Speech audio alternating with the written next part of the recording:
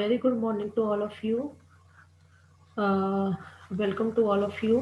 सो आज हम करने जा रहे हैं, हमारा मैट्रिक्स एंड डिटर्मिनेंट्स का टॉपिक है. मैट्रिक्स एंड डिटर्मिनेंट्स का टॉपिक हम देखेंगे. ओके.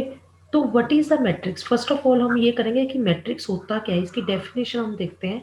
सबसे पहले क्या है, a set of M cross N numbers arrange in the form of ordered set of M rows and N columns is called M cross N. देखिए matrix कुछ नहीं होता, एक सिर्फ एक नंबर ऑफ द एलिमेंट्स होते हैं जो किस तरह हमारे पास एक ऑर्डर में अरेंजमेंट होती है उसकी.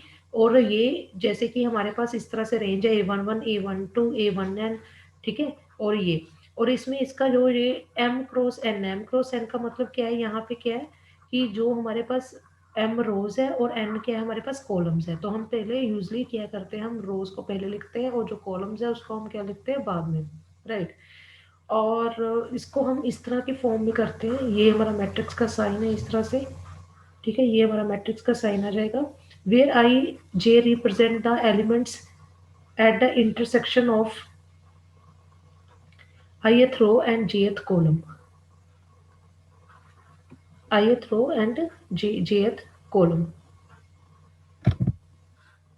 ओके. ये थे हमारे पास कुछ इस तरह के टाइप. देखा जो हमारे पास ए आई जे एलिमेंट्स है, ए आई जे एलिमेंट्स, इसका मतलब जो ए वाला एलिमेंट है ये क्या हमारे पास ith रो में और jth कॉलम में, मीन्स उन दोनों का इंटरसेक्शन होगा. मान लीजिए कि मुझे ये वाला एलिमेंट देखना है A22 का मतलब कि ये है कि ये जो A22 का एलिमेंट है ये सेकंड रो है और सेकंड कॉलम है, इन दोनों का इंटरसेक्शन पे हमें ये वाला एलिमेंट मिल जाएगा. जैसे कि A31 है, ये थर्ड रो में है मेरे पास एंड फर्स्ट कॉलम में है, तो मुझे क्या मिल गया, A31 का एलिमेंट मिल गया. ओके. तो इस तरह से ये हम एलिमेंट्स करते हैं. ये जो m इंटू एन है ये ऑर्डर है. देखिए ऑर्डर हमारे पास बहुत ज़्यादा इंपॉर्टेंट होता है. ऑर्डर जो भी है ये हमारे पास क्या है, बहुत ही इंपॉर्टेंट होता है ऑर्डर इस चैप्टर के लिए. ठीक है. तो हम पहले क्या लिखते हैं, रो को, देन कॉलम के ऑर्डर को लिखते हैं. ओके. नेक्स्ट हमारे पास आता है टाइप ऑफ द मैट्रिसेस. तो every that is very very important actually to know the type of the matrices. पहले तो हम इसके ऑर्डर के बेस पे देखेंगे कि क्या है उसके टाइप ऑफ मैट्रिसेस, सिर्फ ऑर्डर के बेसिस पे. तो सबसे पहले हमारे पास आ जाती है स्केयर मैट्रिक्स. ठीक है. स्केयर मैट्रिक्स क्या होते हैं, जिसमें क्या होता है हमारे पास रोज और कॉलम्स दोनों इक्वल होते हैं, उसको हम बोलते हैं स्केयर मैट्रिक्स. लाइक हमारे पास एक मैट्रिक्स है ए, इसमें एलिमेंट्स है 1 2 0 5. तो ये क्या है, इसमें दो ही रोज है और दो ही कॉलम्स है, तो इसका ऑर्डर क्या हो जाएगा 2 क्रॉस 2. तो इसको हम बोलते हैं स्केयर मैट्रिक्स. तो इसमें क्या है, जैसे हमारे पास 3 क्रॉस 3 के आ गई, 3 रोज है 3 कॉलम्स है, मीन्स जिसमें हमारे पास रो और जो कॉलम्स हैं वो दोनों क्या हुए, कॉलम्स हमारे पास दोनों क्या हो जाए, इक्वल हो जाए, तो उसको हम क्या बोलते हैं, स्केयर मैट्रिक्स. ठीक है. नेक्स्ट में हमारे पास आती है रेक्टेंगुलर मैट्रिक्स. रेक्टेंगुलर मैट्रिक्स से मतलब बिल्कुल इसका अपोजिट है कि जिसमें मैट्रिक्स में क्या हो, number of the rows equal ना हो, that is not equal to the number of the columns, और वाइस वर्सा. इसको हम क्या बोलते हैं, रेक्टेंगुलर मैट्रिक्स. लाइक हमारे पास ये वाली मैट्रिक्स है ए. मैं आपको दिखा देती हूँ थोड़ा क्लियरली. जैसे कि ये हमारे पास क्या है, एक मैट्रिक्स है. ठीक है. इसमें हमारे पास ये हमारे पास पीओ है, ये हमारे पास क्या है, इसमें देखिए आप 2 रोज है, हमारे पास 3 कॉलम्स है. ठीक है.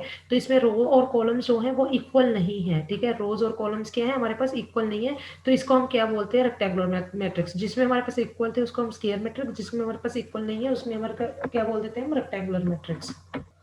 सेकेंड हमारे पास नेक्स्ट आ जाती है हमारे पास हॉरिजॉन्टल मैट्रिक्स. ठीक है. हॉरिजॉन्टल मैट्रिक्स में हमारे पास क्या है, in which the number of the columns are more than the number of रोज.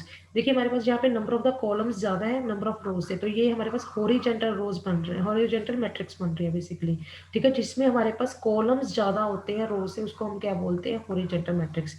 ऐसे हमारे पास वर्टिकल मैट्रिक्स क्या होगी, जिसमें हमारे पास रोज ज्यादा होती है रादर देन द कॉलम. और यहाँ देखिए हमारे पास रो 1 2 3 रोज है, तो ये हमारे पास कॉलम हमें ज्यादा टाइप नजर आ रहा है, तो इसको हम क्या बोलते हैं, वर्टिकल मैट्रिक्स. ये हमारे पास वर्टिकल मैट्रिक्स टाइप बन रही है. ठीक है. जिसमें रोज ज्यादा हो कॉलम से, तो वो क्या हो जाती है हमारे पास, वर्टिकल मैट्रिक्स. नेक्स्ट हमारे पास जाती है रो मैट्रिक्स. रो मैट्रिक्स क्या होती है, इन ए मैट्रिक्स विच इज ओनली 1 रो, जिसमें हमारे पास सिर्फ एक रो हो and any number of the columns, column जितने भी मर्जी हो सकते हैं, लेकिन जो रो है वो सिर्फ एक ही हो. जैसे कि हमारे पास ये है, ये एक रो है, मैट्रिक्स ए 25 8 16 दिया हुआ है हमारे पास, ये इसका ऑर्डर क्या हो गया, 1 क्रॉस 3. मीन्स यहाँ पे हमारे पास एक ही रो है, तो इसमें नंबर ऑफ द कॉलम्स कितने भी हो सकते हैं, जैसे ये 1 2 3, और भी हम एलिमेंट्स डाल सकते हैं, तो इसको क्या बोलेंगे हम, रो मैट्रिक्स. नेक्स्ट हमारे पास आ जाएगा कॉलम मैट्रिक्स. कॉलम मैट्रिक्स हमारे पास क्या होती है, a matrix is said to be column matrix if it has only 1 column, जिसमें सिर्फ एक ही कॉलम हो. और जो नंबर ऑफ रोज हो वो जितनी मर्जी हो सकती हैं, राइट। जैसे कि हमारे पास ये वाली है ए, तो इसमें क्या है, हमारे पास क्या है, एक ही कॉलम है, कॉलम हमारे पास एक ही है, लेकिन रोज हमारे पास ज्यादा, देखिए 1 2 3 इतनी भी हो सकते हैं, तो इसका ऑर्डर क्या हो जाएगा, 3 क्रॉस 1। ये हमारे पास क्या आ गई, कॉलम मैट्रिक्स।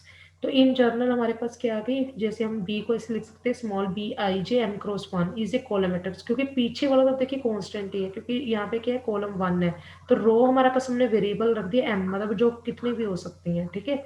तो ये हमारे पास क्या आ गई, m×1 का क्या हो गया हमारे पास, कॉलम मैट्रिक्स। तो अभी तक देखिए हमने क्या क्या किस तरह की मैट्रिक्स पढ़ी है, हमने स्क्वायर मैट्रिक्स पढ़ दी, हमने क्या कर दी, रेक्टेंगुलर मैट्रिक्स पढ़ी है, horizontal matrix, vertical matrix, row matrix, column matrix. तो ये हमने सिर्फ और सिर्फ ऑर्डर के बेसिस पे देखी है कि इसका ऑर्डर क्या है, जैसे m×n है उसके बेसिस पे हमने इन मैट्रिक्स को डिस्टिंग्विश किया था। अभी हमने जो बीच के एलिमेंट्स है उसको नहीं देखा था, ठीक है। अब जो है हम थोड़ा बीच के एलिमेंट्स की तरफ से देखेंगे कि कौन कौन से टाइप ऑफ मैट्रिक्स होती है हमारे पास। तो सबसे पहले हमारे पास आ जाती है यहाँ पे, तो ये मैं आपको थोड़ा शो कर देती हूँ, ये हमारे पास आ जाती है, देखिए यहाँ पे हमारे पास आ गई डायगोनल मैट्रिक्स। ये हमारे पास क्या आ गई, डायगोनल मैट्रिक्स। डायगोनल मैट्रिक्स हमारे पास क्या रहती है, square matrix A is equal to A I J m×n, इसको डायगोनल मैट्रिक्स कहते हैं if A I ji is equal to 0 for all I is not equal to J. तो ये डायगोनल मैट्रिक्स ये कहते हैं जिसमें I is not equal to J, उसमें वो एलिमेंट 0 हो जाए तो वो डायगोनल मैट्रिक्स हो जाती है। जैसे कि देखिए मैं आपको जो एग्जांपल है मैं आपको नेक्स्ट पेज पे दिखाती हूँ कि इसकी कौन सी एग्जांपल है। कि देखिए ये जो है हमारे पास diagonal matrix of order n×n having d1 d2 up to dn is the diagonal elements को हम डिनोट कैसे करते हैं, diag d1 d2 up to dn। Basically अभी मैं आपको समझाती हूँ कि ये जैसे हमारे पास एक मैट्रिक्स है 2×2 की है, ठीक है। तो इसमें क्या है हमारे पास, जो ये जिसमें i is not equal to j, means इसमें हमारे पास ये जो एलिमेंट है, ये 0 वाला एलिमेंट है, ये कौन क्या है हमारे पास, इज इक्वल टू, ये मेरे पास है बन रहा है, ये मेरे पास 2 है, मेरे पास सेकंड है, और जे कॉलम मेरे पास 1 है, तो मेरे पास आई और जे दोनों इक्वल नहीं ना हुए, सेकंड रो है और फर्स्ट कॉलम है, तो ये एलिमेंट 0 होगा मेरे पास। और ये वाला एलिमेंट, ये जो मेरे पास ये वाली 0 है, ये मेरे पास क्या है, ये मेरे पास आ गया फर्स्ट रो है और सेकंड कॉलम है, इसमें भी मेरा आई और जे दोनों इक्वल नहीं है, तो ये भी मेरे पास एलिमेंट 0 है, ठीक है। तो ये बाकी मेरे पास ये 1 और 2 है, ठीक है। अब इसमें थोड़ा सा हमें देखने की जरूरत है, एक तो ये चीज कि इसमें डायगोनल जो मैट्रिक्स है, डायगोनल जो मैट्रिक्स है उसमें क्या है हमारे पास, क्या होना चाहिए, स्क्वायर। सबसे पहले हमारे पास होनी चाहिए स्क्वायर मैट्रिक्स, ठीक है। ये हमारे पास स्क्वायर मैट्रिक्स होनी जरूरी है, ठीक है। सेकंड कंडीशन क्या है मेरे पास, एक तो स्क्वायर मैट्रिक्स होना जरूरी है, सेकेंडली मेरे पास क्या है, जो I is equal to not equal to J M, सिर्फ डायगोनल एलिमेंट्स को छोड़ के बाकी सारे क्या होने चाहिए, 0। देखो एज पर डेफिनेशन क्या है कि हमारे पास डायगोनल एलिमेंट को छोड़ के बाकी सारे एलिमेंट्स क्या होने चाहिए, 0, वो हमारे पास डायगोनल मैट्रिक्स होते हैं। बट जैसे कि मेरे पास ये वाली एग्जांपल है, ठीक है, ये वाली एग्जांपल है, तो इसमें क्या है, इसमें ये आप देखो कि ये वाले सारे एलिमेंट 0 है डायगोनल एलिमेंट को छोड़ के, लेकिन इसमें जो डायगोनल एलिमेंट है वो भी 0 है। तो ये क्या डायगोनल एलिमेंट्स डायगोनल मैट्रिक्स होगी, यस ये डायगोनल मैट्रिक्स होगी, क्योंकि हमारे पास डेफिनेशन में ये लिखा हुआ है कि जो डायगोनल एलिमेंट्स को छोड़ के एलिमेंट्स है वो 0 होने चाहिए। उन्होंने डायगोनल एलिमेंट्स के बारे में कुछ नहीं बोला कि वो 0 होने चाहिए या नहीं। तो इसमें क्या होगा, डायगोनल एलिमेंट्स भी उसमें कुछ एक या दो एलिमेंट्स, डायगोनल एलिमेंट्स भी क्या होने चाहिए, हो सकते हैं, मतलब वो 0 होंगे तो भी कोई प्रॉब्लम नहीं, वो भी हमारे पास एक डायगोनल मैट्रिक्स ही होगी, ठीक है। तो हम इसको कैसे लिखते हैं, इस तरह से लिखते हैं, डायगोनल -1 -1 0, ठीक है। तो वो भी हमारे पास डायगोनल मैट्रिक्स होगी। देखिए ये मेरा नोट लिखा हुआ है, जो diagonal entry may also be 0, okay। here in the definition no such restriction, कुछ इस तरह रिस्ट्रिक्शन नहीं हमें दी हुई डायगोनल एलिमेंट्स के बारे में, मीन्स वो भी 0 होनी चाहिए। लेकिन ये चीज याद रखनी है कि हमारे पास स्क्वायर मैट्रिक्स ही होनी चाहिए, मीन्स हमारे पास जितनी नंबर ऑफ रोज हो उतनी ही नंबर ऑफ कॉलम्स होने चाहिए, ठीक है। अच्छा ये हमारे पास एक ये जो डायगोनल आप कहोगे ये भी है, और ये वाला भी डायगोनल, आप कौन से डायगोनल की बात कर रहे हैं, तो हम हमेशा इस वाले डायगोनल की बात करेंगे। इसको हम क्या बोलते हैं, प्रिंसिपल डायगोनल भी बोलते हैं। इस डायगोनल को क्या बोला जाता है हमारे पास, प्रिंसिपल डायगोनल। तो ये याद रखना कि इसको हम क्या बोलते हैं, प्रिंसिपल डायगोनल। नेक्स्ट हमारे पास आ गया एक, ये मेरे पास क्या है, स्केलर मैट्रिक्स, ठीक है। अब स्केलर मैट्रिक्स क्या होती है हमारे पास, ये एक डायगोनल मैट्रिक्स, देखिए इन्होंने डायगोनल मैट्रिक्स जब बोल दिया तो ये मतलब डायगोनल मैट्रिक्स की ही एक आगे की कंडीशन आ गई। मीन्स इससे स्केलर मैट्रिक्स तो होगी, साथ में क्या है, ये एक डायगोनल मैट्रिक्स है, मीन्स बाकी के सारे एलिमेंट्स जीरो ही है हमारे पास, ठीक है। In which all the diagonal elements are equal, तो जो भी हमारे पास डायगोनल एलिमेंट्स होंगे तो वो अगर सारे इक्वल हो जाते हैं तो वो मेरे पास क्या आ गई, एक स्केलर मैट्रिक्स आ जाती है, ठीक है। तो it is a special case of the diagonal matrix, जो मैंने आपको ऑलरेडी बोल दिया कि ये क्या है, स्पेशल केस है एक डायगोनल मैट्रिक्स का। जैसे कि हमारे पास ये एक मैट्रिक्स दी हुई है, इसमें सारे एलिमेंट्स जीरो हैं और जो डायगोनल एलिमेंट्स है वो सारे इक्वल है, 5 5 5, 3 क्रॉस 3 की है, तो हमारे पता ही है ये स्केलर मैट्रिक्स होनी चाहिए जिसमें रोज एंड कॉलम्स सारे क्या होने चाहिए, इक्वल आने चाहिए, ठीक है। और डायगोनल एलिमेंट्स हमारे सारे इक्वल है, तो ये क्या होगी मेरे पास, एक स्केलर मैट्रिक्स। मेरे पास आ जाता है 9th, ये मेरे पास आ गया आइडेंटिटी और यूनिट मैट्रिक्स, ठीक है। आइडेंटिटी एंड यूनिट मैट्रिक्स क्या हो गया, a diagonal matrix in which all the diagonal elements are equal to 1, तो जिस डायगोनल एलिमेंट्स में मेरे पास सारे 1 आ जाते हैं, सारे एलिमेंट्स मेरे पास 1 आ गए, तो वो मेरे पास आइडेंटिटी का आइडेंटिटी मैट्रिक्स हमें पता है जिसको हम डिनोट करते हैं आई से, ठीक है। अब यहाँ पे मेरे पास डायगोनल एलिमेंट्स क्या होते हैं, 1, बाकी हमारे पास 0 होता है, ठीक है। तो ये मेरे पास होती है आइडेंटिटी मैट्रिक्स। अब मुझे ये बताओ कि आइडेंटिटी मैट्रिक्स स्केलर मैट्रिक्स है, यस, ये हमारे पास क्या आ गया, एक स्केलर मैट्रिक्स आ गई, क्योंकि इसमें जो डायगोनल एलिमेंट्स है वो इक्वल है एंड इक्वल टू 1 है, ठीक है। तो ये भी मेरे पास क्या होगी, एक स्केलर मैट्रिक्स होगी। Identity matrix also a scalar matrix. तो नेक्स्ट हमारे पास आती है नल मैट्रिक्स। तो नल मैट्रिक्स के नाम से ही हमें क्लियर है कि नल मैट्रिक्स हमारे पास क्या होगी, कि a matrix whose all elements are equal to zero, उसको हम क्या बोलते हैं, नल मैट्रिक्स और जीरो मैट्रिक्स, ठीक है।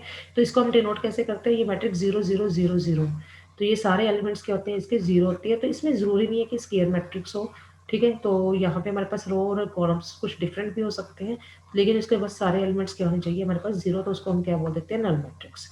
नेक्स्ट हमारे पास आ जाती है अपर ट्रायंगुलर, ठीक है। हमारे पास क्या आ जाती है, अपर ट्रायंगुलर मैट्रिक्स। अब अपर ट्रायंगुलर मैट्रिक्स क्या होते हैं हमारे पास, a square matrix A is equal to I J is known as upper triangular matrix if A I J is equal to 0 for I should be greater than J. तो upper triangular क्या है कि यहाँ पे मेरे पास जो यही वाले एलिमेंट्स है, देखिए इसमें आई जो है, मतलब आई का मतलब जो रो है, रो का नंबर है वो ज़्यादा है रादर देन कॉलम। तो ये सारे एलिमेंट्स मीन्स जो डायगोनल के इधर के साइड वाले, लोअर वाले साइड वाले एलिमेंट्स, वो सारे क्या होने चाहिए, हमारे पास जीरो होने चाहिए। मीन्स जो हमारे पास ट्रायंगल बननी चाहिए वो हमारे पास क्या होने चाहिए, अपर साइड पे ट्रायंगल बननी चाहिए, ठीक है। तो वो क्या हो जाएगी मेरे पास, अपर ट्रायंगुलर मैट्रिक्स। तो इसमें ये कंडीशन याद रखनी कि I should be greater than J, और ये मेरे पास सारे एलिमेंट्स क्या होने चाहिए, नीचे वाले जीरो होने चाहिए। देखिए जो अपर ट्रायंगुलर है मींस मेरे पे अपर वाली साइड पे ट्रायंगल बननी चाहिए, और नीचे वाले एलिमेंट्स, डायगोनल के नीचे वाले एलिमेंट्स क्या होने चाहिए, जीरो होने चाहिए, ठीक है। तो ये देखिए मेरे पास ये जो डायगोनल एलिमेंट्स को यहाँ पे इंक्लूड करना है, ठीक है। और ये मेरे पास क्या बन गई, एक ट्रायंगल बन गई, और जो नीचे वाले एलिमेंट्स है वो सारे क्या है, जीरो, ठीक है। अब देखिए, अब इस डेफिनेशन में भी क्या है, ये वाले जीरो होने चाहिए। उन्होंने अपर ट्रायंगल वर्क के बारे में कुछ नहीं कहा, उसमें भी जीरो हो सकते हैं। तो आपको ये नहीं सोचना कि सिर्फ नीचे नीचे जीरो चाहिए और ऊपर नॉन जीरो। नॉन जीरो के बारे में उन्होंने, ऊपर के नॉन जीरो के बारे में कुछ भी नहीं कहा डेफिनेशन में, सिर्फ उन्होंने नीचे वाले ही एलिमेंट्स के बारे में बोला है कि वो वाले जीरो होने चाहिए, ठीक है। सो अपर ट्रायंगल के एलिमेंट्स भी जीरो हो सकते हैं, some elements can be also zero, ठीक है। उसमें डेफिनेशन में उसमें कोई ऊपर कोई रिस्ट्रिक्शन नहीं लगाई है, ठीक है। तो ये यहाँ पे यही लिखा हुआ कि यहाँ पे मैंडेटरी है कि एलिमेंट्स जीरो होने चाहिए according to as per definition, ठीक है। नेक्स्ट हमारे पास क्या है कि lower triangular matrix. Lower triangular matrix हमारे पास क्या होती है, square matrix A is equal to I J is known as lower triangular matrix if A I J is equal to 0। तो यहाँ पे क्या है, J should be greater than I. तो यहाँ पे जे हमारा आई के साथ बड़ा होना चाहिए। तो देखिए यहाँ पे क्या है हमारे पास, कि जो हमारे पास अपर वाले साइड पे जीरो है और लोअर साइड पे हमारे पास क्या बन रही है, एक ट्रायंगल बन रही है जहाँ पे डायगोनल एलिमेंट्स भी इंक्लूडेड है। अब अगेन हमें डेफिनेशन में जो अपर वाली साइड पे है वहाँ पे जीरो के लिए बोला है, तो लोअर साइड पे हमारे पास कोई रिस्ट्रिक्शन नहीं, वहाँ पे भी देखिए ये वाला एलिमेंट भी जीरो है, ये एलिमेंट भी जीरो है, ठीक है। तो ये लोअर साइड पे हमारे पास ट्रायंगल बन रहा है। जो अपर वाले साइड है जहाँ पे जे शुड बी ग्रेटर, मतलब जो कॉलम का नंबर है वो बड़ा होना चाहिए रादर देन रो के नंबर से, तो ठीक है। तो हमारे पास जो जे है वो बड़ा होना चाहिए आई से, ठीक है। तो आगे हमारे पास हम बात कर रहे हैं ऑपरेशन ऑफ द मैट्रिसेस, ठीक है। तो ऑपरेशन ऑफ द मैट्रिसेस हम इसके बारे में बात करने लगे हैं।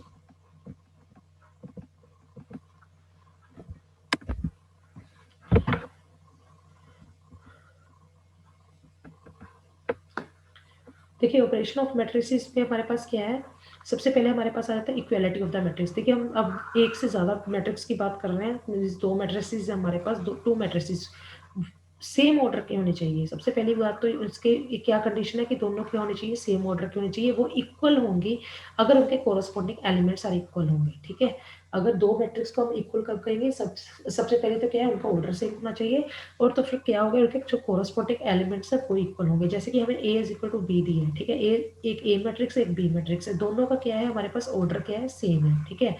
तो ये भी हमारे पास 2 क्रॉस 2 की मैट्रिक्स है, और ये भी क्या है हमारे पास 2 क्रॉस 2 की है, ठीक है। तो इसमें क्या होंगे हमारे पास A11 किसके इक्वल होंगे, B11 में, A12 किसके इक्वल है, B12 के इक्वल, ठीक है। A21 किसके इक्वल होगा, B21 के, A22 किसके इक्वल होगा, B22 के। मीन्स उनके कोरस्पॉन्डिंग एलिमेंट्स क्या होंगे, इक्वल होंगे। अगर हमें क्वेश्चन में कभी ये दिया हो कि दो मैट्रिक्सेस इक्वल है, तो हम क्या कर देंगे, उसके कोरस्पॉन्डिंग एलिमेंट्स को इक्वल कर देंगे।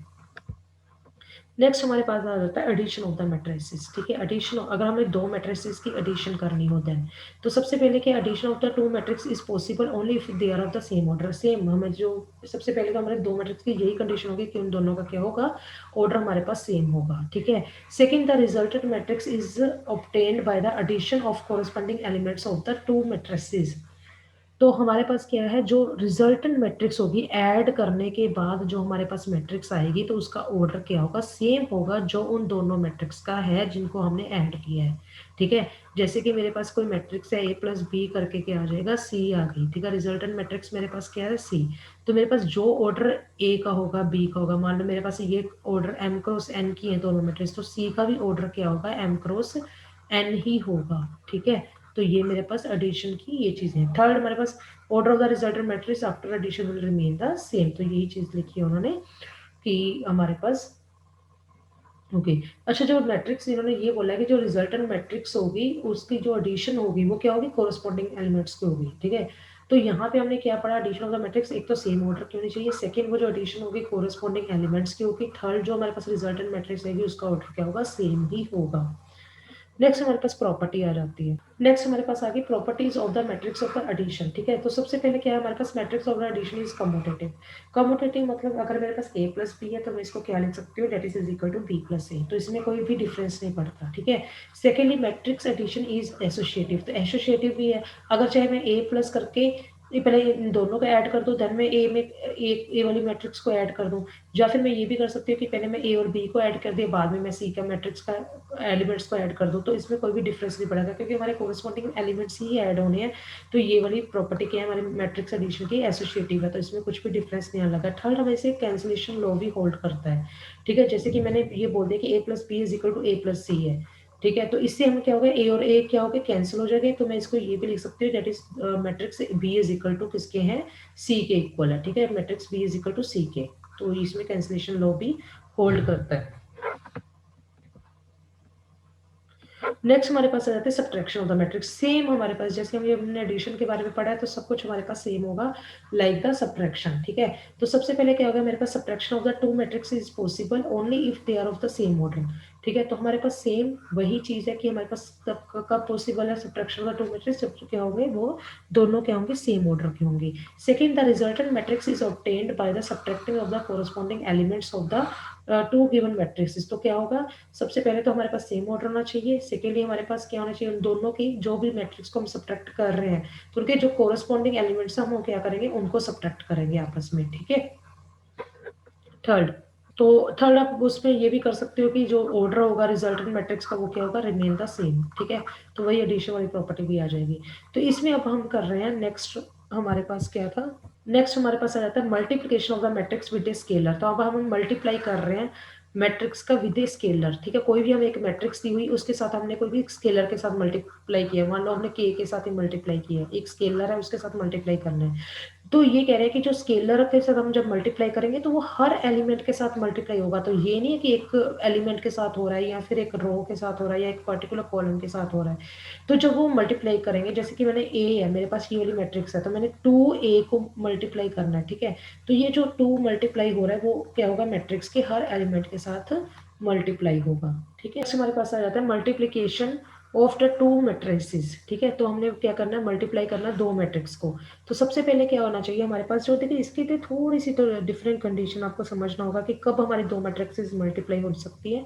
सबसे पहले तो जब matrix multiplication is always done by row and column, तो मैट्रिक्स की जो मल्टीप्लाई होती है तो वो क्या होगी, जैसे कि मेरे पास ये दो मैट्रिक्सेस हैं, ठीक है, दो मैट्रिसेस हैं, तो वो हमारे पास क्या हो जाएगी, कब कब मल्टीप्लाई होंगी आपस में, जब भी मेरे पास दो मैट्रिसेस हैं तो वो जैसे कि वो क्या होंगे, रो और कॉलम के साथ होगी। मीन्स मेरे पास क्या होगी, यहाँ ये वाली इसकी रो होगी और इसके कॉलम के साथ मल्टीप्लाई होगी, ठीक है। ये वाली रो के से इस कॉलम के साथ मल्टीप्लाई होगी ऑलवेज, ठीक है। सेकेंडली मेरे पास क्या है, for the two matrices A M cross N and B cross P Q cross q, the multiplication a cross b is possible only if the number of column of a is equal to the number of the row of the b, that is equal to n by p। कुछ नहीं है इसमें, ये सिर्फ ये कह रहे हैं कि अगर मेरे पास a मैट्रिक्स है, ठीक है, और उसका मेरे पास जो मान लो ऑर्डर मेरे पास m क्रॉस n है, और जो मेरे पास b एक मैट्रिक्स है उसका जो है ऑर्डर वो क्या है, p क्रॉस q है, ठीक है। तो ये कह रहे हैं कि तब ये पॉसिबल है मल्टीप्लिकेशन जब ये क्या होगा, n किसके इक्वल होगा, p के इक्वल। मीन्स जो n के कॉलम होंगे वो b के रो के इक्वल होने चाहिए, ये तभी पॉसिबल है, क्योंकि इसमें हम जो मल्टीप्लिकेशन करते हैं वो हम रो इंटू कॉलम कर रहे हैं, तो ठीक है। तो n अगर ये तभी पॉसिबल होगा अगर जो है a के कॉलम्स किसके इक्वल होने चाहिए, दूसरी मैट्रिक्स के रो के इक्वल होने चाहिए, तभी ये पॉसिबल है, ठीक है। तो n is equal to p हमें इसलिए दिया हुआ है कि ये इक्वल होने चाहिए। जो रिजल्टेंट मैट्रिक्स का जो ऑर्डर होगा वो क्या रह जाएगा, जो देखो जो तो हमारे पास इक्वल हो गए उनको छोड़ के ना जो बच गएगा वही हमारे पास रिजल्टेंट मैट्रिक्स का ऑर्डर होगा। तो बच के गया था हमारे पास m क्रॉस q, ठीक है। तो आपको बेसिकली ये देखना, मान लो कि हमारे पास 3 क्रॉस 2 क्या है और दूसरी हमारे पास मैट्रिक्स है 2 क्रॉस 1 की। तो ये आपको ये देखना है कि एक मैट्रिक्स 3 क्रॉस 2 की है, दूसरी हमारे पास 2 क्रॉस 1 की है, तो ये दोनों बीच में सेम सेम आ गए ना, तो इनकी मल्टीप्लिकेशन पॉसिबल है। और जो हमारे पास मल्टीप्लाई करके मैट्रिक्स आएगी उसका ऑर्डर क्या रह जाएगा, 3 क्रॉस 1। तो ये जो इक्वल है उनको छोड़ देना है, जो बच गया वो हमारे पास रिजल्टेंट मैट्रिक्स का ऑर्डर आ जाएगा, दैट इज 3 क्रॉस 1, ठीक है। और fourth point that is very very important, हम जनरली क्या कहते हैं कि ए बी किसके इक्वल होता है, बी ए, बट ये मैट्रिक्स में नहीं पॉसिबल है, ठीक है। मैट्रिक्स के केस में ये ट्रू नहीं है कि ए बी किसके इक्वल होगा, बी ए के, ठीक है, क्योंकि ये मैट्रिक्स है। तो अगर हम बी को पोस्ट मल्टीप्लाई कर रहे हैं ए के साथ, that will not be equal to, मतलब जनरली नहीं होता, कुछ मैट्रिक्स में हो सकता है ट्रू भी हो, but generally it is not true, that is A B is equal to B cross A. Next हमारे पास आ जाता है properties of the matrix multiplication. Properties क्या है हमारे पास मैट्रिक्स मल्टीप्लिकेशन की, ठीक है। सबसे पहले आ गया हमारे पास इन जनरल, तो हमारे पास ये A B is not equal to B A, that is commutative property तो नहीं होल्ड करते इसमें, ठीक है। दे मे और may not be equal for some special set of matrix of A and B, ये हमने ऑलरेडी कर लिया है, ठीक है। तो नेक्स्ट हमारे पास क्या आ जाता है, multiplication of the matrix is distributive. हाँ, डिस्ट्रीब्यूटिव जरूर है with respect to the addition of the matrix. जैसे कि मैंने क्या किया, सबसे पहले क्या किया मैंने, लाइक दोनों मैट्रिक्स को ऐड कर लिया, देन मैंने क्या किया, ए से मल्टीप्लाई कर दिया, या फिर मैंने ये किया अलग अलग मैट्रिक्स को पहले मल्टीप्लाई कर दिया देन उनको ऐड कर लिया, तो इसमें कुछ भी इफेक्ट नहीं पड़ेगा हमारे पास। इस तरह विद रिस्पेक्ट टू एडिशन जो है दिस इज द डिस्ट्रीब्यूटिव, ठीक है। Property number 3, matrix multiplication is associative. तो ये क्या है हमारे पास, ये क्या है हमारे पास एक एसोसिएटिव है, लाइक हमारे पास ए किसके मल्टीप्लाई किया, बी सी किसके इक्वल आ गया, A B into C, A B into C means यहाँ पे मैंने क्या किया, पहले बी सी को मल्टीप्लाई कर दिया देन ए को मल्टीप्लाई, या फिर मैंने क्या किया, ए बी को पहले मल्टीप्लाई कर दिया देन सी को मल्टीप्लाई कर दिया। लेकिन देखिए यहाँ पे क्या है, मतलब जो ऑर्डर है वो सेम है, ये चीज आपको मेन ध्यान रखनी है, मेन हमारा ऑर्डर नहीं चेंज होना चाहिए, ठीक है। अदरवाइज ये क्या है, वैसे ही एसोसिएटिव है, मीन्स हम चाहे ए बी को पहले मल्टीप्लाई कर दे बाद में सी, या फिर पहले बी सी को मल्टीप्लाई ए के साथ, बस हमारा ऑर्डर नहीं चेंज होना ही चाहिए, वो हमारा जनरली इक्वल नहीं आएगा जब भी हम ऑर्डर चेंज करेंगे, हो सकता है कुछ मैट्रिक्स में ट्रू आ जाए। ओके, नाउ फोर्थ पॉइंट क्या है हमारे पास, if A B is equal to 0 that does not necessary that A is equal to 0 B is equal to both can also be 0। देखिए यहाँ पे अगर हम जनरली बात करते थे अभी तक लोअर क्लासेस में कि हमारे पास क्या आ जाता था कि अगर हमारे पास कोई भी ए बी किसके इक्वल है, 0 के इक्वल है, तो हम क्या कहते थे कि इधर हमारे पास ए 0 के इक्वल होगा, या फिर हम क्या कहते थे कि बी हमारे पास इक्वल टू 0 होगा, ठीक है। तो यहाँ पे लेकिन मैट्रिक्स के केस में ट्रू नहीं है, मतलब अगर हमारे पास कोई दोनों भी नॉन जीरो होते हैं, जो अगर हमारे पास ए भी नॉट इक्वल टू 0 होता है, बी भी नॉट इक्वल टू 0 होता है, तब भी पॉसिबिलिटी ये है कि हमारे पास जो प्रोडक्ट है दोनों का 0 के इक्वल हो। जैसे कि हमारे पास ये वाली मैट्रिक्स है, ये हमारे पास ए मैट्रिक्स है, ये हमारे पास बी मैट्रिक्स है, तो यहाँ पे 0 0 0 1 है, यहाँ पे 1 0 0 0, तो हम देखेंगे ये दोनों मैट्रिक्स क्या है, नॉन जीरो है, लेकिन इनका जो प्रोडक्ट आया वो हमारे पास क्या आया, 0 आया। तो ये भी पॉसिबिलिटी है कि हमारे पास यहाँ पे एक थर्ड केस अराइज हो जाता है। देखो यहाँ पे देखो 3 केस तो ये होते ही होते हैं कि या तो ए 0 होगा, या बी 0 होगा, या फिर हो सकता है कि तीनों 0 हो, ठीक है, या फिर हो सकता है कि हमारे पास तीनों ही 0 हो और दोनों ही जो 0 हो, बी इज इक्वल टू 0। लेकिन मैट्रिक्स के केस में क्या फोर्थ केस भी अराइज हो जाता है कि जहाँ पे क्या हो जाता है, दोनों भी नॉन जीरो हो सकते हैं, ए भी नॉन जीरो, बी भी नॉन जीरो हो सकता है, ठीक है। नेक्स्ट हमारे पास आ जाता है प्रॉपर्टी नंबर 5। तो ये हमारे पास क्या रहता है, A is equal to identity is equal to identity into A, कि जब भी हम आइडेंटिटी मैट्रिक्स के साथ मल्टीप्लाई करेंगे किसी भी मैट्रिक्स को तो हमें वापस वही वाली मैट्रिक्स मिल जाती है, ठीक है। तो वो चाहे आप पोस्ट मल्टीप्लाई करो या प्री मल्टीप्लाई करो, डज नॉट इम्पैक्ट, यहाँ पे कोई भी फर्क नहीं पड़ेगा। जैसे कि मैंने मैट्रिक्स ए ली 1 2 3 4, इसको मैंने मल्टीप्लाई कर दी एक आइडेंटिटी मैट्रिक्स के साथ, तो मुझे वही वाली मैट्रिक्स मिल रही है।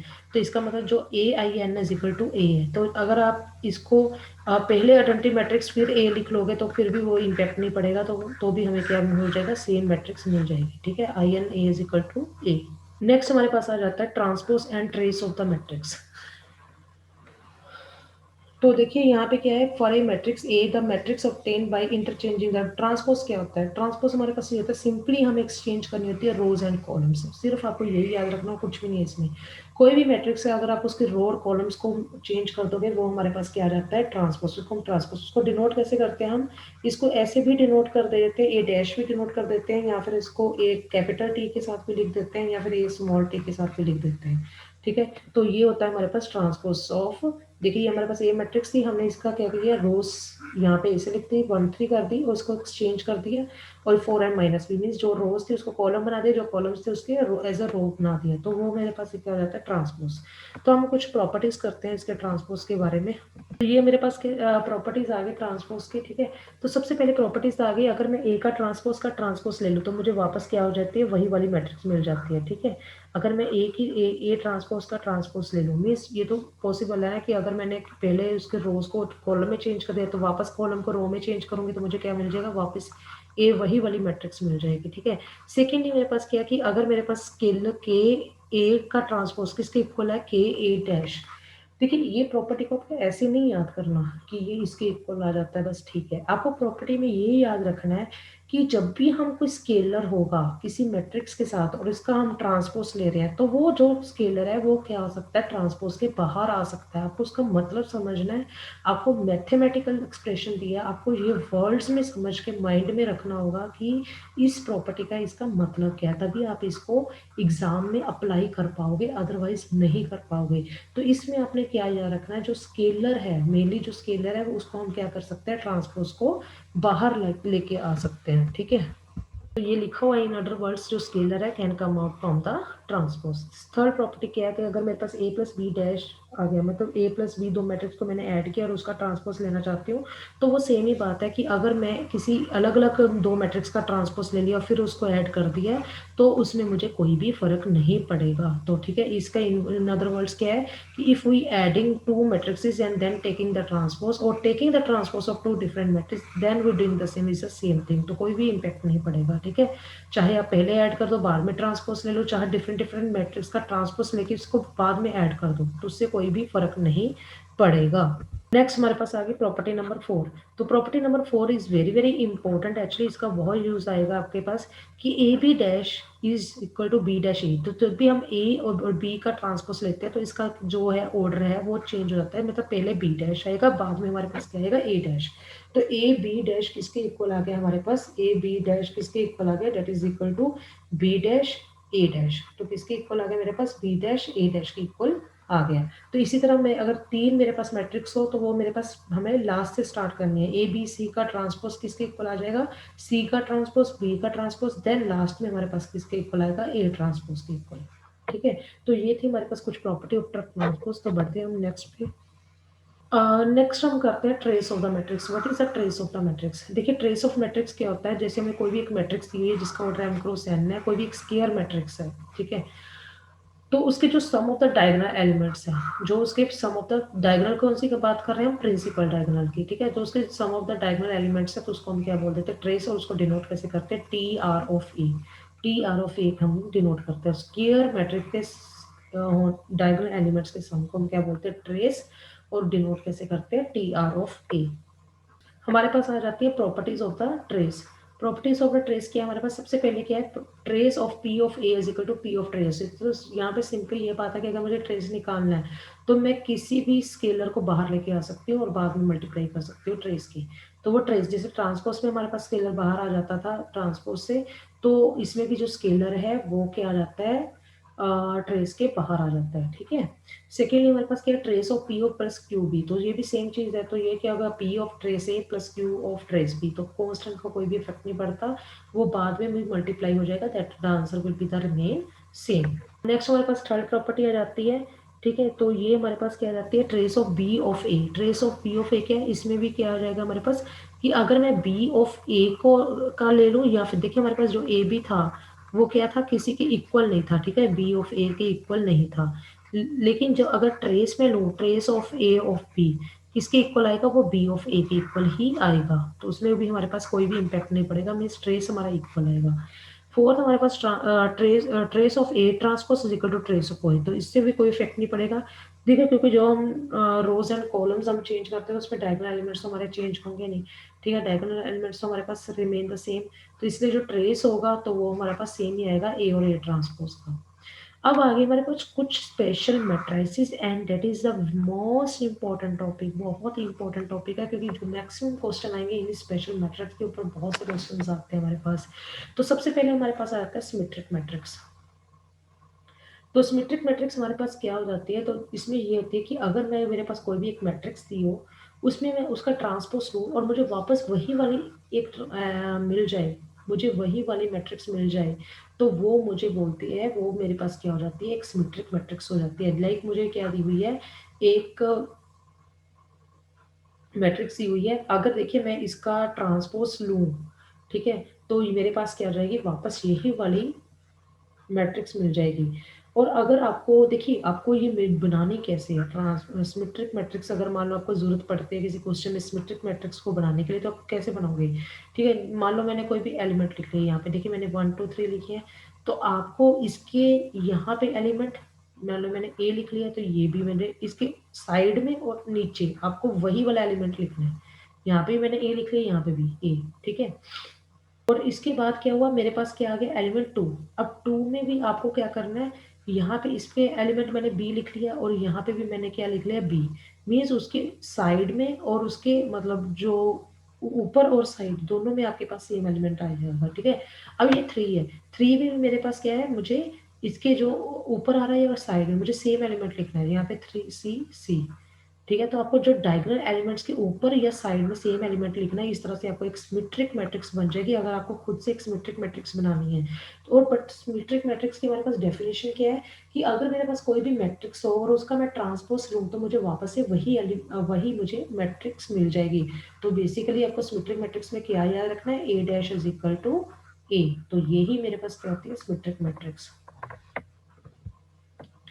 नेक्स्ट हमारे पास क्या आ जाती है, स्क्यू सिमेट्रिक मैट्रिक्स, ठीक है। स्क्यू सिमेट्रिक मैट्रिक्स हमारे पास क्या हो जाती है, जिसमें हमारे पास जो ए आई जे वाले एलिमेंट्स हैं, तो वो किसके इक्वल हो जाते हैं, minus of A J I elements, उसको हम बोलते हैं skew symmetric matrix. In other words, अगर मैं किसी भी मैट्रिक्स का ट्रांसपोज लूँ, वो मुझे माइनस ऑफ द ए मिले, मुझे नेगेटिव साइन मिले, मुझे आगे वही मैट्रिक्स आ जाए मेरे पास लेकिन विद अ नेगेटिव साइन, तो वो मेरे पास क्या हो जाती है, स्क्यू सिमेट्रिक मैट्रिक्स, ठीक है। तो ये मुझे वैसे ही सेम वे, जैसे मैंने अभी आपको बताया था कि सिमेट्रिक मैट्रिक्स कैसे बनाएंगे, वैसे ही हम क्या करेंगे, स्क्यू सिमेट्रिक बनाएंगे। मीन्स मैंने इधर जो एलिमेंट लिखा एक्स लिखा, लेकिन इसके नीचे क्या लिख दिया मैंने, माइनस एक्स, मीन्स इसका नेगेटिव लिख दिया।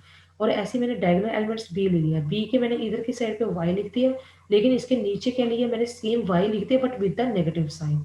और ऐसे मैंने जेड लिया, जेड के मैंने नीचे क्या ले लिया, सी ले लिया, लेकिन मैंने इसके जो यहाँ पे जो मैंने एलिमेंट लिखना था, सॉरी जो सी था उसके मैंने ऊपर एलिमेंट जेड लिख दिया, और जो इसके साइड में मैंने क्या लिख दिया, माइनस ऑफ जेड। अब जब मैं इसका ट्रांसपोज लूंगी तो मुझे सेम एलिमेंट्स मिलेंगे, लेकिन मुझे विद द नेगेटिव साइन मिलेंगे, ठीक है। तो ये मेरे पास एक स्क्यू सिमेट्रिक मैट्रिक्स हो जाती है। तो यही मेरे पास ये है कि how to make such matrix, just write a same element with the opposite sign below the diagonal and above the diagonal, ठीक है ना। तो ये आपको थोड़ा सा देखना होगा कि ऐसे ऐसे हम स्क्यू सिमेट्रिक मैट्रिक्स मिलते हैं। मैंने आपको एक आइडिया दे दिया, अब बाकी बना के एक बार देख लेना। तो आपको बेसिकली यही याद रखना है स्क्यू सिमेट्रिक मैट्रिक्स में कि अगर मैं किसी मैट्रिक्स का ट्रांसपोज लूँ, ठीक है, और वो मुझे विद द माइनस साइन मिले वापस में, तो वो मेरे पास क्या हो जाती है, एक स्क्यू सिमेट्रिक मैट्रिक्स हो जाते हैं। बहुत इंपॉर्टेंट प्रॉपर्टीज है इनकी, सिमेट्रिक और स्क्यू सिमेट्रिक्स में आपको बहुत सारे क्वेश्चन मिलेंगे इस पर, ठीक है। अच्छा, अब ये कह रहे हैं कि ये देखिए इसमें जब हम अब आप एक्सचेंज करोगे, जब आप मतलब बेसिकली आप ट्रांसपोज देखेंगे, हमें पता है कि जो डायगोनल एलिमेंट्स है वो तो चेंज होंगे नहीं, डायगोनल एलिमेंट्स तो हमारे पास सेम रहते हैं, ठीक है। लेकिन यहाँ पे क्या होगा, अब इसमें देखिए जो जो स्क्यू सिमेट्रिक मैट्रिक्स है इसमें क्या होगा, इसका मतलब जो ये डायगोनल एलिमेंट्स है A I J is equal to of minus of J I, negative के इक्वल होंगे, ठीक है। डायगोनल जो ए आई जे है उसमें मेरे पास माइनस ऑफ हर जो एलिमेंट होगा वो नेगेटिव के इक्वल आएगा, ठीक है। तो डायगोनल एलिमेंट्स के लिए क्या करूँ, अगर मेरे पास आई इज इक्वल टू जे के लिए लिखूँ मैं, तो ये मेरे पास क्या आ गया, A I I is equal to of minus of A I I, तो ये मेरे पास 2 आ गया, ठीक है, इज इक्वल टू 0 आ गया। तो इसमें क्या आ गया मेरे पास, ए I I is equal to 0, means मेरे पास अगर जो डायगोनल एलिमेंट्स है इसमें क्या होंगे, ऑलवेज 0 होंगे स्क्यू सिमेट्रिक मैट्रिक्स में, क्योंकि वो पॉसिबल नहीं, डायगोनल एलिमेंट्स अपनी पोजीशन चेंज नहीं करता। जब आप रो और कॉलम्स को एक्सचेंज करोगे तो हाउ इट इज पॉसिबल कि आपको नेगेटिव में मिल जाएगा, क्योंकि वो तो चेंज कर ही नहीं रहे अपनी पोजीशन, ठीक है। अगर आप ट्रांसपोज पे लिखते हो तो उसमें स्क्यू सिमेट्रिक मैट्रिक्स में अब याद रखना है कि जो डायगोनल एलिमेंट्स होते हैं वो हमेशा 0 ही होते हैं। डायगोनल एलिमेंट्स क्या होते हैं, हमेशा 0 होते हैं, क्योंकि हमारे पास देखिए ये वाली कंडीशन है, A I ji is equal to minus of A J I, diagonal elements में I is equal to J होता है ऑलवेज, ठीक है। तो वो हमारे पास दोनों इक्वल आ गए, तो वो A I I is equal to minus of A I I, तो दोनों को मैंने उधर ले गई तो मेरे पास 2 ए आई आ गया, तो ए आई इज इक्वल टू 0 आ गया, मीन्स मेरे सारे डायगोनल एलिमेंट्स क्या होंगे, स्क्यू सिमेट्रिक मैट्रिक्स में मेरे पास 0 होंगे। देखिए मेरे पास अगर मैं आपको दिखाऊं यहाँ पे, तो ये मेरे पास देखिए ये मेरे पास क्या है, A11 A22 A33, ये मेरे पास क्या होंगे, 0 आ गए, ठीक है ना। जो मेरे सारे डायगोनल एलिमेंट्स होते हैं वो मेरे पास क्या हो गए, 0। तो यहाँ पे मेरे पास यही लिखा हुआ कि each element of the diagonal in the skew symmetric matrix is equal to 0, ठीक है। नेक्स्ट हमारे पास आ जाते हैं second point, for any matrix A plus A dash is always symmetric and A minus A dash is skew symmetric. तो अगर आप किसी कोई भी मैट्रिक्स लोगे, उसका ट्रांसपोज लोगे और उन दोनों को ऐड कर दोगे, मीन्स मैट्रिक्स को और उसके ट्रांसपोज को ऐड कर दोगे, तो आप देखोगे कि वो हमेशा सिमेट्रिक है। मीन्स अगर आप दोनों को ऐड करके फिर उसका ट्रांसपोज लोगे वो हमेशा सिमेट्रिक आएगा, ठीक है। तो मीन्स मेरे पास ए प्लस ए डैश क्या आएगा, हमेशा सिमेट्रिक ही आएगा। और जो ए माइनस ए डैश है, ए माइनस ए डैश है, वो हमेशा मेरे पास क्या आएगा, स्क्यू सिमेट्रिक आएगा, ठीक है। तो ये याद रखना आपको, ए प्लस ए डैश क्या होता है, symmetric, A minus A dash क्या होता है हमारे पास, स्क्यू सिमेट्रिक।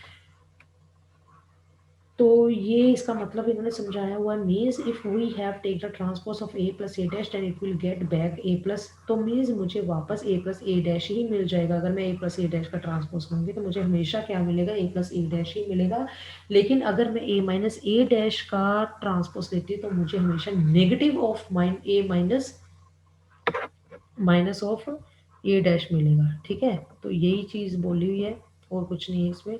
तो ये आपको दिख रहा होगा यहाँ पे, यहाँ पे हमें क्या मिलेगा, A minus A dash but with the opposite sign, then it is we called as a skew symmetric matrix. तो देखिए यहाँ पे मेरे पास जैसे कि थोड़ा सा समझाया हुआ, देखिए यहाँ पे मान लो मेरे पास कोई एक मैट्रिक्स आई, इन दोनों को ऐड करके, मीन्स ए और ए ट्रांसपोज को ऐड करके एक मैट्रिक्स आई जिसको मैंने नाम दे दिया बी। अब मैंने उसका ट्रांसपोज ले लिया, बी ट्रांसपोज, मीन्स इसका ट्रांसपोज हो गया, तो ये मेरे पास क्या गया, A transpose plus A transpose of transpose. तो ए ट्रांसपोज का ट्रांसपोज क्या होता है, मैंने प्रॉपर्टी में पढ़ा था, वो ए के इक्वली होता है। तो मेरे पास क्या आ गया, ए प्लस ए ट्रांसपोज ही हो गया, तो ये क्या हो गया मेरे पास, सिमेट्रिक हो गई। ऐसे मैंने एक ए माइनस ए ट्रांसपोज की मैट्रिक्स को नाम दे दिया सी, और उसका ट्रांसपोज ले लिया मैंने, C transpose is equal to A minus A transpose का ट्रांसपोज। तो ये मेरे पास क्या आ गया, A transpose minus of A transpose of transpose, तो ये मेरे पास क्या आ गया, C transpose is equal to A transpose minus of A.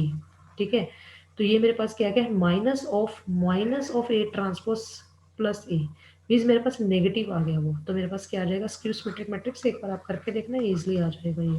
Third हमारे पास आ गया, any matrix can be written as sum of the symmetric and skew symmetric matrix. देखिए हमारे पास क्या आ गया, किस कोई भी मैट्रिक्स होगी उसको हम ऑलवेज लिख सकते हैं सिमेट्रिक और स्क्यू सिमेट्रिक के एड में, क्योंकि देखिए मैंने ए प्लस ए ट्रांसपोज किया, plus of A minus of A transpose कर दिया। ठीक है, तो ये तो आपस में कैंसिल हो जाएंगे, यहाँ पे क्या आ जाएगा 2a, तो इसको मैंने 2a डिवाइडेड बाई 2 कर दिया, तो यही हो गया। तो मैं क्या करते हैं, इसको ऐसे लिख सकते हैं, A plus A transpose divided by 2 plus A minus A transpose divided by, क्योंकि ये तो कैंसिल ही हो जाने हैं, ये 2a डिवाइडेड बाई 2, तो a के इक्वली तो आ गया। तो मैं हर मैट्रिक्स को क्या लिख सकती हूँ, basically sum of the symmetric matrix and skew symmetric matrix.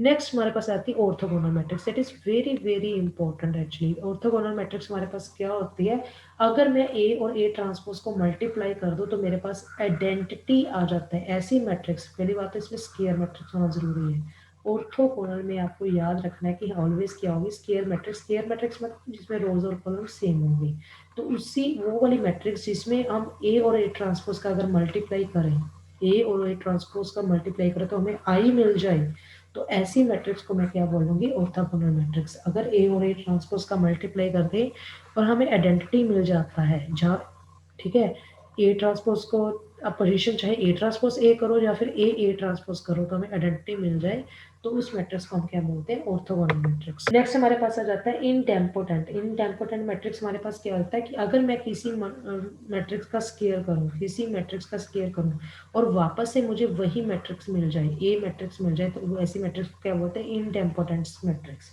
A square is equal to A, इसकी देखिए याद करना बहुत जरूरी है। वहाँ पे सिर्फ नाम दिया होगा लेकिन आपको प्रॉपर्टी नहीं पता होगी तो हम अप्लाई नहीं कर पाएंगे।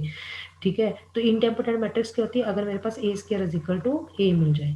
तो इनवॉलेंट्री मैट्रिक्स क्या होती है, जब हम स्केयर करें तो आई मिल जाए। तो यही फर्क है, इनवॉलेंट्री और इनडेम्पोटेंट दोनों सेम है। टेंट में क्या है, पीछे टेंट याद रखना, टेंट में हमें वही मिल जाता है, वापस ए मिल जाता है, लेकिन इनवॉलेंट्री में क्या है, हमें क्या मिलता है, आई मिलता है। ठीक है, वापस में ए स्केयर करके हमें क्या मिलता है, यूनिट मैट्रिक्स मिलती है, हमें आइडेंटिटी मैट्रिक्स मिलती है।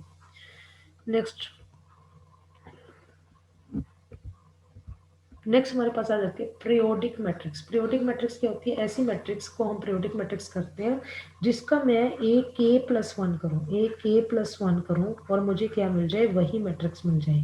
ठीक है, ए के प्लस वन करके मुझे वही मैट्रिक्स मिल जाए, तो ऐसी मैट्रिक्स को मैं बोलती हूँ पीरियोडिक मैट्रिक्स। लेकिन इसका पीरियड क्या होगा, पीरियड मेरे पास के होगा, पीरियड को मेरे पास ऐसी मैट्रिक्स का पीरियड के होगा, लेकिन पीरियोडिक मैट्रिक्स कौन सी होगी, ए के प्लस वन करके, ए के प्लस वन करके ए होगी विथ पीरियड के। ठीक है, तो के हमारा कोई भी लीस्ट पॉजिटिव इंटीजर होना चाहिए, कम से कम ऐसा कोई पॉजिटिव इंटीजर जिसका हमें प्लस वन करके ए मिल जाए और विद द पीरियड के। नीलपोटेंट मैट्रिक्स क्या है, नीलपोटेंट मैट्रिक्स हमारे पास वो होती है कि ऐसी मैट्रिक्स, ए हमारे पास कोई ऐसी मैट्रिक्स आ जाए जिसके पास में ए की पावर के करूँ वो जीरो बन जाए। कोई भी मैट्रिक्स की मैं पावर कितनी करूँ कि वो मेरे पास नील मैट्रिक्स बन जाए, तो उस के को हम क्या, के हमारा को वो लीस्ट पॉजिटिव इंटीजर होगा और इसको हम क्या बोलते हैं, index of the nilpotent matrix. ये को हम क्या बोलते हैं, index of the nilpotent matrix. ठीक है, देखिए मैंने यहाँ पे आपको दिया हुआ है कि यहाँ पे हमारे पास क्या है, ऑर्थोगोनल मैट्रिक्स जो है वो मेरे पास क्या है, ए ट्रांसपोज ए करके आई आ जाता है, या ए ट्रांसपोज करके आ जाता है। इनडेम्पोटेंट क्या था हमारे पास, टेंट पे से हमने याद रखा था कि हमें वही मिल जाता है, A square is equal to A. Involuntary से क्या था, हमें आइडेंटिटी मिल जाता है, A square is equal to identity. यहाँ पे रॉन्ग लिखा हुआ है, यहाँ पे आइडेंटिटी आना है। ठीक है, इनवॉलेंट्री मैट्रिक्स से क्या था, मुझे A square is equal to identity. Nilpotent क्या था हमारे पास, एक कितनी पावर के, हमारे लीस्ट पॉजिटिव इंटीजर के जिसको हम इंडेक्स भी बोलते थे, कि वो क्या, ए जो ए मैट्रिक्स है वो नील मैट्रिक्स में कन्वर्ट हो जाए। ठीक है, ऐसी पावर लीस्ट पॉजिटिव के कि जिसमें इसकी पावर करें ए की कोई वो नील मैट्रिक्स बन जाए, और के को हम क्या बोलते थे, index of the A. Periodic matrix क्या था हमारे पास, ए के प्लस वन ऑफ ए, कि ए के प्लस वन करके ए मिल जाए, तो जो के था वो क्या था, period of the A matrix था। ठीक है,